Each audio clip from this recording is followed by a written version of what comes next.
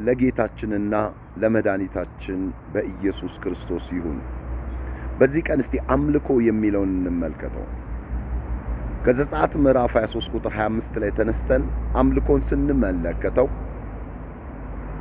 እግዚአብሔር አምላካችሁን ታመልኩታላችሁ፣ እርሱም እህልና ውሃችሁን ይባርካል፣ በሽታን ከመካከላችሁ ያርቃል፣ በሴትክ በዘመን ምድር ብትሆን አትጨነግፍም፣ የዕድሜህን ቁጥር እሞላለሁ፣ ጠላቶች በአንድ መንገድ የመጡ ይሆናሉ፣ በሰባት መንገድ ይበተናሉ ይላል። እዛ ውስጥ አምልኮን እግዚአብሔር በልዩ ሁኔታ አሳይቶናል። አምላካችሁን እግዚአብሔርን ታመልኩታላችሁ፣ ታገለግሉታላችሁ፣ እርሱም እህልና ውሃችሁን ይባርካል ይላል።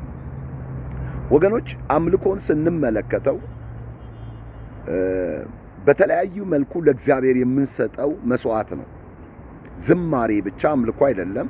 ዝማሬ ግን ከአምልኮ ውስጥ አንዱ ፓርት ነው። መዘመር ከአምልኮ ውስጥ አንዱ ፓርት ነው። ዝማሬም ስንል በዚህ ዘመን ቅጡን ያጣ ዓለማዊ ስፒሪትን አዝሎ ለታይታ አንዱ ከአንዱ በመተያየት የሚሰራው አሰራር አለ። ይህ አምልኮ ብለን አንጠራው። ኢትስ ኖት ወርሺፕ። በቃ ራሳቸውን የሚያመልኩ አሉ፣ ማንነታቸውን ለማሳየት የሚያመልኩ አሉ።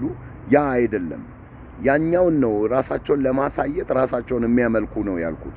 ራሳቸውን የሚያመልኩ አሉ፣ ያላቸውን ዲኖሚኔሽን ነገራቸውን የሚያመልኩ አሉ። ግን እዚህ ጋር አምልኮን ስንመለከተው ዝማሬ ዋን ፓርት ኦፍ ኢት ነው እና አንዱ ክፍል ዝማሬ ነው። በአምልኮ ውስጥ አንዱ ክፍል ዝማሬ ነው። ዝማሬን ስንመለከተው ለእግዚአብሔር ትክክለኛ መስዋዕት ታላቅነቱን፣ ክብሩን በራእይ ምዕራፍ 5 ላይ ለታረደው በክብር ምስጋና ታርደሃልና ይገባሃል እያሉ በዜማና በአምልኮ ጌታን ያመልኩትና ያመሰግኑት ነበረ። ትክክለኛ አምልኮ ለእግዚአብሔር እውነተኛ መስዋዕትን በማቅረብ የታወቀ ነው። ሌላው አምልኮ ስንመለከት በያዕቆብ ምዕራፍ 2 ላይ ሄደን ስንመለከት ሰውነትን ከአለመድፈት መጠበቅ አንዱ አምልኮ ነው። ምክንያቱም ሌላው አምልኮ ወላጅ አልባ ሕፃናቶችን በመከራቸው መድረስና መጎብኘት የሚል ነው። አንዱ የአምልኮ ሴንተር ወላጅ አልባ ሕፃናቶችን ደራሽ የሌላቸውን እነዚህን ሰዎች በደረሰባቸው መከራና ስደት ስለ እነርሱ ደርሰን ከወላጅ አልባ ሕይወት እንዲወጡ ማድረግ ነው። እነሱን ማሳደግ ነው። ሌላው እዛው ያዕቆብ ምዕራፍ 2 ላይ ስንመለከት ከሚያሳየን ነገር ውስጥ አንዱ ሰውነትን ቅዱስ መስዋዕት አድርጎ ከዚች ዓለም እድፈት መጠበቅ አምልኮ ነው። አምልኮ በቤተ ክርስቲያን ውስጥ የምናደርጋቸው የቤተ ክርስቲያን ስርዓት ይመስላሉ። በዘጸአት ምዕራፍ 12 ላይ የፋሲጋ የፓስወርድ በቃ እለፍ የሚለው ፓስ ኦቨር የሚለውን የዛን የፓስ ኦቨርን ፕሮግራም ሙሴ ኢንትሮዲዩስ ሲያደርግ ለዘላለም ስርዓት ይሆንላቸዋል ይላል። እሱም ልጆቻችሁ በጠየቋችሁ ጊዜ ይህ ምንድን ነው ብለው በጠየቋችሁ ጊዜ ይህ እግዚአብሔር ግብፃውያንን የመታበት በእስራኤል ላይ ደግሞ ያለፈበት አምልኮ ነው ትሏቸዋላችሁ ነው ያለው። በቤተ ክርስቲያን ውስጥ እንግዲህ አምልኮ ነው። ከደሙና ከቅዱሱ ደሙና ከቅዱሱ ስጋው ጋር የምናደርገው ኮሚኒየን ምንድነው? ቅዱስ ቁርባን ወይንም የጌታ እራት ምንድነው? አምልኮተ እግዚአብሔር ነው። ከእግዚአብሔር ጋር ያለን ግንኙነት ነው። ሌላው መስጠት አምልኮ ነው። ምክንያቱም ከሀብትህ እግዚአብሔርን አክብር ስለተባለ ከፍሬህም በኩራት ጌታን አክብር ይላል በምሳሌ ምዕራፍ 3 ላይ። ይሄም አምልኮ ነው። ሌላው ስንመለከት ቅንነት አምልኮ ነው። የምንሄድባቸው ክርስቲያናዊ ባህሪዎች እግዚአብሔርን የምናመልክበት ነው። ጌታን የምናከብርበት ነው፣ የምናሳይበት ነው። መቀደስ፣ ቅንነት፣ እምነት እግዚአብሔርን የምናከብርባቸው የአምልኮ ባህሪያት ናቸው። በዳንኤል ምዕራፍ 6 ላይ ስንሄድ ዳንኤልን በአንበሳ ጉድጓድ ውስጥ እንዲጣል ተወሰነ። ለምን? ከአምላኩ ከእግዚአብሔር ሕግ በስተቀር ምን አጡበት? ሰበብ አጡበት። ነገር ግን ዳንኤል ወደዛ እንዲወሰድ በተወሰነ ጊዜ በጣም የሚገርማችሁ ነገር በአንበሳ ጉድጓድ ውስጥ እንዲሄድ በንጉሱ ማህተም ተረጋገጠ። አምላኩ እግዚአብሔርን እንደሚያመልክ ደግሞ በሕዝቡ ዘንድ የታወቀ ነበረ። ንጉሱም ሳይቀር ያውቀው ነበረ። አንድ ነገር ሀፕን አደረገ። ንጉሱ በማለዳ ተነስቶት ከተጣለ በኋላ ሄዶ አየው። የተናገረውን አይታችኋል። የእግዚአብሔር ባሪያ ዳንኤል የምታመልከው አምላክ እግዚአብሔር በውኑ ከእነዚህ የተራቡ አናፍስት አፍ አድኖሃልን አለው። ንጉሡ ሆይ 1000 ዓመት ንገሥ፣ በፊቱ ቅንነት ተገኝቶብኛልና። አያችሁ፣ ቅንነት ተገኝቶብኛልና አምላኬ መልአኩን ልኮ የአንበሶችን አፍ ዘጋ ይላል። ቅንነት አምልኮ ነው። ቅንነት አምልኮ ነው። ወንድሜ በቅንነት የምትመላለሰው የቅንነት upright hearts አምልኮ ነው። ለቅኖች ደህንነትን ያዘጋጃል። ቅኖች ምድርን ይወርሳሉ። የቅንነት ቃል ኃይል አላት። አያችሁ፣ የምንኖርበት ላይፍ ስታይላችን እግዚአብሔርን ወርሺፕ ያደርገዋል። እግዚአብሔርን እናመልከዋለን። ብትወዱኝ ትእዛዜን ጠብቁ ይላል፣ ቃሌን አድምጡ። አያችሁ፣ በትእዛዙ መንገድ ስንሄድ ዳስ ወርሺፕ እግዚአብሔርን የምናመልክበት ትልቅ ነገር ነው። ስለዚህ ብላጠቃልና እንዲህ ልበላችሁ፣ አምልኮ ኢትስ ኤ ማስተር ኪ ኦፍ ላይፍ። ዋትስ ወርሺፕ ብትባሉ ኢትስ ኤ ማስተር ኪ ኦፍ ላይፍ። አምልኮ የህይወት ዋና ቁልፍ ነው።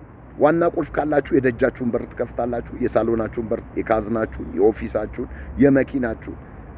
ማስተር ኪ the key which is opening many kinds of lock። አምልኮ ዋና ቁልፍ ነው፣ ማስተር ኪ ነው።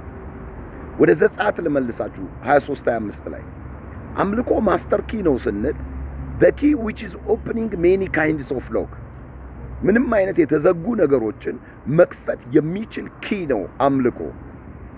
ለምሳሌ ታመልኩታላችሁ፣ እህልህን ይባርካል 1፣ ውሃህን ይባርካል 2፣ በሽታን ከመካከል ያርቃል 3፣ የእድሜን ቁጥር ሞላለሁ 4፣ ጭንገፋ በዘመን አይሆንም 5፣ ጠላቶች በአንድ መንገድ ይመጣሉ በ7 መንገድ ይበተናሉ 6፣ ማስፈራትና ማስደንገጤን በአንተ ላይ ያደርጋለሁ 7 እያለ ይቀጥላል። የተከፈተው ግን በአንድ ኪ ነው። በምን ኪ ነው የተከፈተው? በማስተር ኪ ኦፍ ላይፍ that is worship of the Lord። በቃ ጌታን ማምለክ ነው። ስለዚህ አምልኮን ስትይዙ የማይከፈቱ በሮች የሉ። እያንዳንዱ በሮች ወደው ሳይሆን በግዳቸው ይከፈታሉ። ጳውሎስና ሲላስ በእስር ቤት ሆነው በዝማሬ ጌታን ያመልኩ ነበር። ዝማሬ አምልኮ ነው።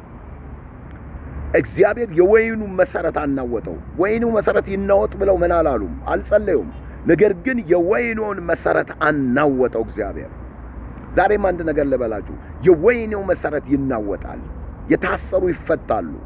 ኢትስ ኤ ማስተር ኪ ኦፍ ላይፍ። እህልክ ይባረካል፣ ውሃ ይባረካል፣ በሽታ ከመካከልክ ይርቃል፣ ጭንገፋ በዘመን አይሆንም፣ የእድሜህን ቁጥር ይሞላዋል። ይሄ ወርሺፕ ነው። ኢትስ ወርሺፕ። በቃ ወገኖች ዛሬ ማስተር ኪውን እናንሳ። እስራኤል ጸሎት ጾም አምልኮ ነው። የቤተ ክርስቲያን ስርዓት አይደለም። ጾምና ጸሎት የቤተ ክርስቲያን አምልኮ ነው። ዝማሬ አምልኮ ነው። ቃሉን ለመስማት ወደ ቤተ ክርስቲያን መተን ቁጭ ብለን ቃሉን ስንሰማ አምልኮ ነው። ቅድስና አምልኮ ነው። ቅንነት አምልኮ ነው። የጌታ እራትን መውሰድ አምልኮ ነው። መጽሐፍ ቅዱስን ማንበብ አምልኮ ነው። በተለየ ህይወት በቅድስና በቅንነት በእምነት በታማኝነት መኖር አምልኮ ነው። አምልኮተ እግዚአብሔር ነው። ለእግዚአብሔር የመኖራችን ዋና ማንነት ነው አምልኮ። ስለዚህ ይህ አምልኮ በህይወታችሁ አይጥፋ። እስራኤል እግዚአብሔርን በጾም በጸሎት አስገድዶ አንድ ያሰራው ስራ ነበረ። በቃ ሙሴን ጨቀጨቁት። እግዚአብሔር ላይ ተነሱ አሉ። እግዚአብሔር የልመናቸውን ድምፅ ሰማቸው፣ ለነፍሳቸው ግን ክሳታቸውን ላከባቸው ይላል። ክሳት ላከባቸው። ወገኖች ዛሬም ከእንደዚህ አይነት ከንቱ ሩጫ ተጠበቁ። ወደ ማስተር ኪ ተመለሱ። እግዚአብሔርን ወደ ማምለክ። ጌታ እንዲህ ያሉትን ይወዳል፣ በመንፈስና በእውነት ሊያመልኩት እግዚአብሔርን ይገባልና ይላል። ኢየሱስ ክርስቶስ በመንፈስና በእውነት አብን የምታመልኩበት ጊዜ ደረሰ፣ እርሱም አሁን ሆኗል ይላል። ስለዚህ አምልኮ ኢትስ ኤ ማስተር ኪ ኦፍ ላይፍ ነው ወገኖች። በህይወት ማስተር ኪዎች ውስጥ ተገኙ። the key which is opening many kinds of lock። ምንም አይነት የተዘጉ ነገሮችን ሊከፍት የሚችል ቁልፍ በእጅህ አለ። ያ አምልኮ ነው። ምንም አይነት የተዘጉ ነገሮችን ሊከፍት የሚችል ቁልፍ በእጅሽ አለ። ያም አምልኮ ነው። ጌታን በጠዋት አምልኪው። ዳንኤል በቀን 3 ጊዜ በእግዚአብሔር ፊት ይጸልይ ነበር። ዛት ኢዝ ወርሺፕ፣ አምልኮ ነው። አምላኩን እግዚአብሔርን ያመልክ ነበረ። ዳንኤል በጾም በጸሎት እጅግ የበረታ ሰው ነበር። በንጉሱ መብል እንዳይረክስ ይፈልግ ነበር። ዳትስ ወርሺፕ፣ አምልኮ ነው። ስለዚህ ወደ አምልኮ እንመለስ። ብዙዎችን ትውልድ ወደ አምልኮ እንመልስ። የአንበሳው አፍ ይዘጋል። ክብር እግዚአብሔር ይሁን። ጌታ ይባርካችሁ።